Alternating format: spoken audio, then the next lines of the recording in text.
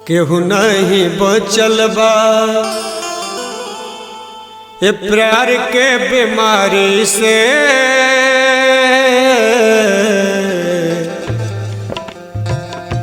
केहू नहीं बचल बा ये प्यार के बीमारी से। बेदवा पुराण पर नजरिया सोच डारी के। केहू नहीं बचल बा ये प्यार के बीमारी से। बेदवा पुराण पर नजरिया सोच डारी के। केहू नहीं बचल बा।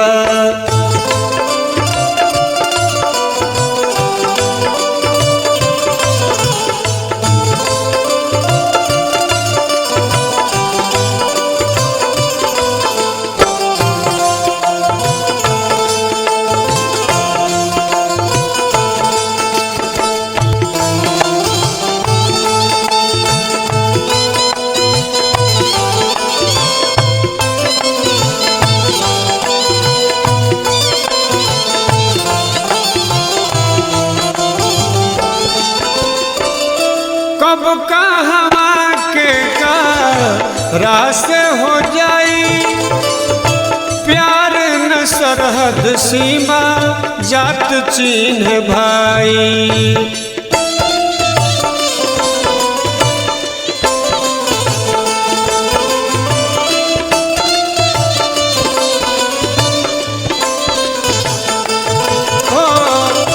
कब कहवा के रास हो जाई प्यार न सरहद सीमा जात चिन्ह भाई। प्यार न मिलेला दुनिया में सबसे बड़का जो धनवान होके आउ कहे जे भाई हो हमरा 1 करोड़ रुपया के प्यार किने के वालों कहे जे पगलाइल बड़ो। पैसा से प्यार मिली न पैसा से मिली आ न बरियारी हुई। प्यार न मिलेला पैसा बरियारी से। बेदवा पुराण पर नजरिया सोच डर के। केहू नहीं बचल बा ये प्यार के बीमारी से। बेदवा पुराण पर नजरिया सोच डर के। केहू नहीं बचल बा।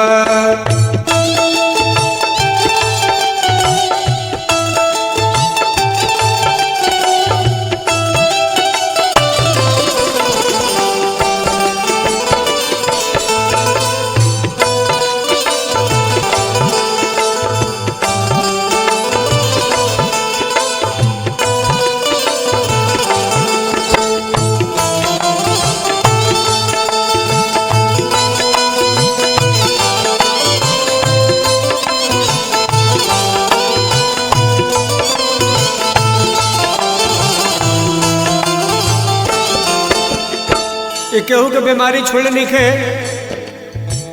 तन भर वेद में जाई। ब्रह्म ऋषि रहले अपना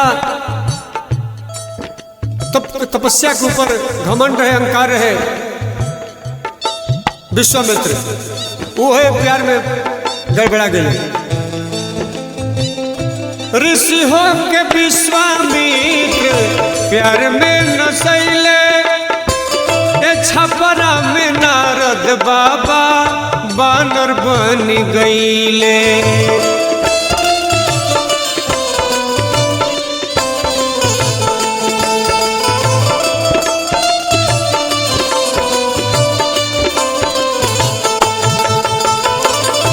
ऋषियों के विश्वामित्र प्यार में पीछे नसा गईले। जब अलग ब्रह्मांड बनावे खातिर स्वर्ग बनावे खातिर तपस्या करते रहे। देवता लोग घबरा गए। इंद्र मेनका के भेजले ओकरा प्यार में पागल होकर ओकरा से बियाह कर ले। अब सधुआई भुला गए। लड़की भइल शकुंतला दुष्यंत राजा से बियाह भइल। आ वही राजा के लड़का भइल भरत जौन के नाम पर अपना देश के नाम पड़ल भारत। ऋषि हो के विश्वामित्र प्यार में नसैले छपरा में नारद बाबा बानर बन गईल। सीता जी के प्रेम भइल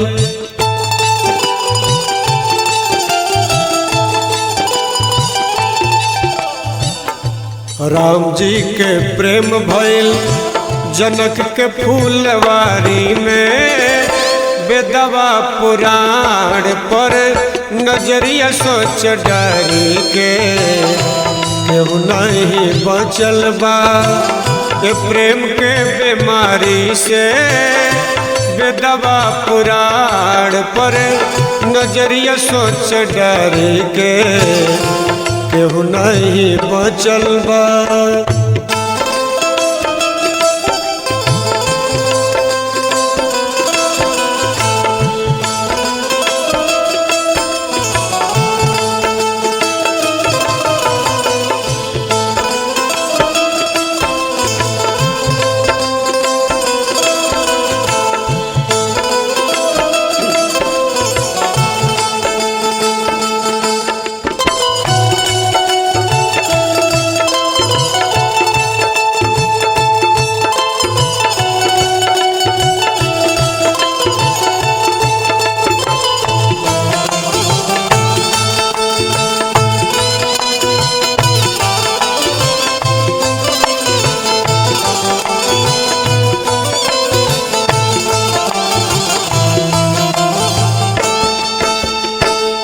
प्यार हमें देवता प्यार हो पुजारी। प्यार गीत गावे माधो मदन मुरारी।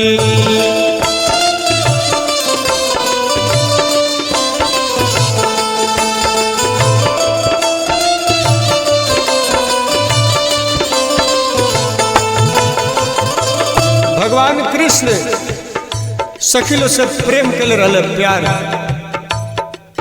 उधो बाबा आइल बड़े समझावे खातिर कहते के बाबा आइल बड़े समझावे। हमने के अपना अपना पति के संग सुत रह जा आ कृष्ण के बांसुरी सुन के हमका पजरा चल जाएगा। आइल बड़े समझावे बाबा तने हमने को देख लो। उधो बाबा कि सब ज्ञान खत्म हो गए प्यार में यो पागल हो गए। कभी कहता प्यार हमें देवता प्यार हो पुजारी। प्यार गीत गावे माधो मदन मुरारी। पांडे उपेंद्र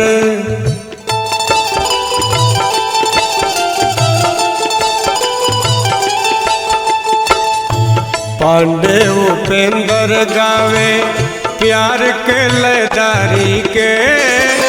बेदवा पुराण पर नजरिया सोच डारी के केहू नहीं बचल बा ये प्रेम के बीमारी से।